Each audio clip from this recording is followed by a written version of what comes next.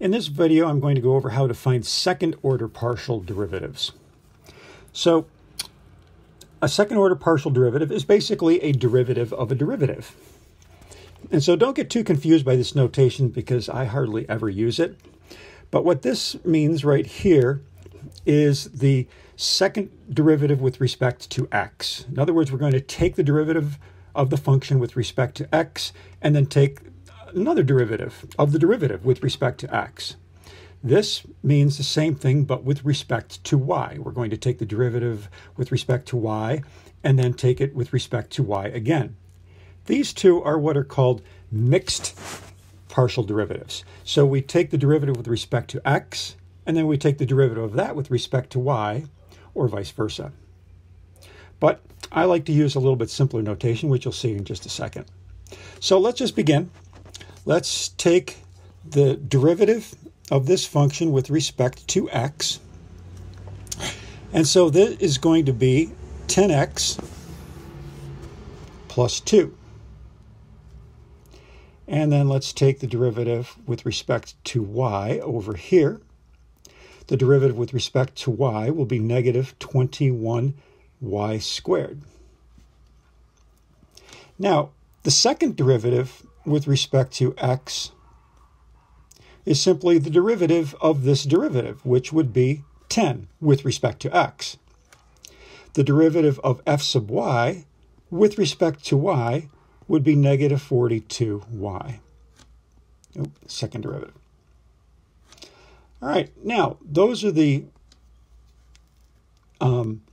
first derivative with respect to x, the second derivative with respect to x, first derivative with respect to y, the second derivative with respect to y. But then we can take the mixed partial. What this means is we're taking the first derivative with respect to x and then taking it with respect to y. So we have to go back to this and take the derivative of that with respect to y. Well, there is no y. So this whole thing is a constant, and the derivative of a constant is 0. Over here, I can say f sub y x. So that means we are taking the derivative of s sub y with respect to x. So we go back to f sub y and take the derivative of that with respect to x. But once again, there is no x here. So negative 21y squared is a constant, and the derivative of a constant is 0. Now, the second mixed partial derivatives are not always equal to 0, but they are, however, always going to be the same. So this is one way that you can check your derivatives. If you get mixed partial derivatives that are the same, you're probably on the right track. All right, let's do one more. And so this is basically the notation that I'm using right here. So let's start by finding the partial derivative with respect to x. And so with respect to x, we've got an exponential, so we know that that's going to be e to the xy, and then taking the derivative of xy, which is my u, with respect to x is simply going to be y.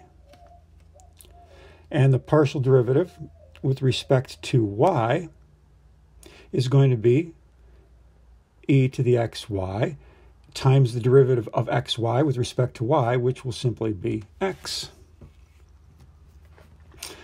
All right, now let's find the second partial derivative with respect to x. And so y is just a constant, so the constant out front times the function, and then once again, the derivative of e to the xy with respect to x is y. And so this ends up being y squared e to the xy. And then over here, the partial derivative of y with respect to y. X is a constant, so I like the constants out front. E to the xy, and the derivative of e to the xy is x. And so that ends up being x squared e to the xy. If you're still having a little bit of difficulties figuring these out, go back to my part 1 video on my lecture notes and watch those. I do a lot of examples of finding the derivatives. All right, now the next thing is we have to find f sub xy.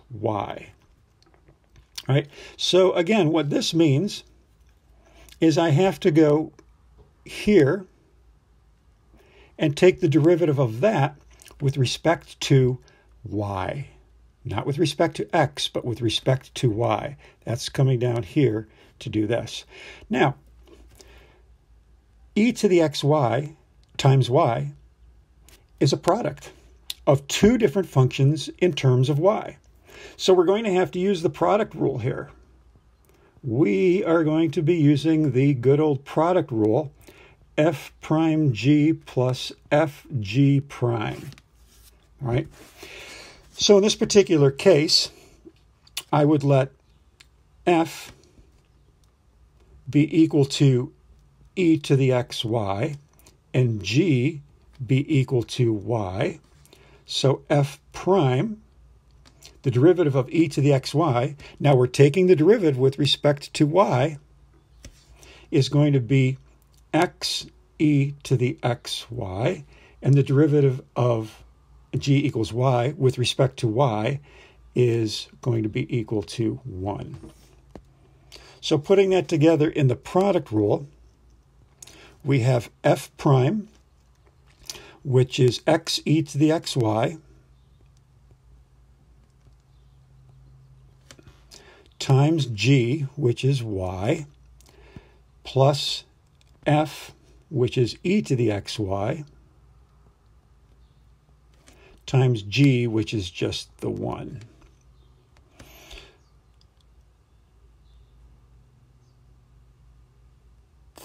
And so that would be my partial derivative.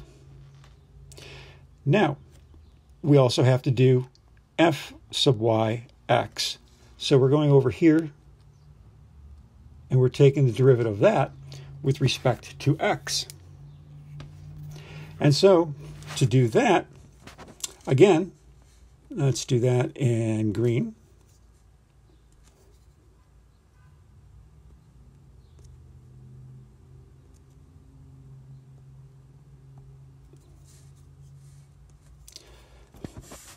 Let's let f be equal to, so we're bringing this down here. Let's let f be equal to e to the xy. And so g is equal to x. And so the derivative of e to the xy with respect to x is going to be y e to the xy, and the derivative of g with respect to x is 1. And so putting that all together, we have f prime, which is y times e to the xy times g, which is x, plus f, which is e to the xy times g, which is 1. All right, so notice that these are identical. And that's what we're shooting for. Our mixed partial derivatives should always be the same. We have to rearrange the terms a little bit, but this basically is xy e to the xy. This is xy e to the xy, and this is e to the xy e to the xy. So we have the same mixed partial derivatives, which leaves me pretty confident that at least we found the first derivatives and the mixed partial derivatives correctly. All right, have fun.